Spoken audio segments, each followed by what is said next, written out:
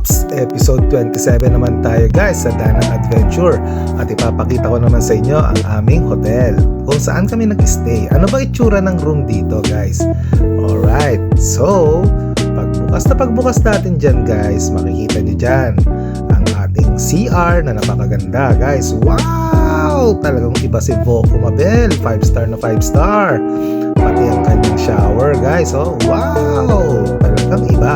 Grabe ang ganda nito guys ha. Ayan. So makita nyo rin dito ang aming kama at meron silang 2 twin beds. Dapat na queen size kaso wala na available talaga. And then pupunta naman tayo ngayon dito sa ating balcony. Ayan siya guys ha, ito yung balcony. Kitang kita ang lahat. Yun nga lang, wala kami dun sa seaside. Pero makita mo naman ang buong Danang dito.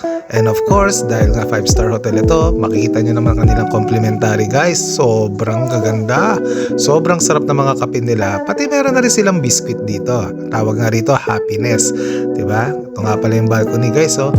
Diba? Sarap mag-chill dito. Habang paggising mo sa umaga, pwede ka na mag-coffee dyan. Habang nakatingin ka dyan sa Danang City Center. Yun lang. Bye-bye!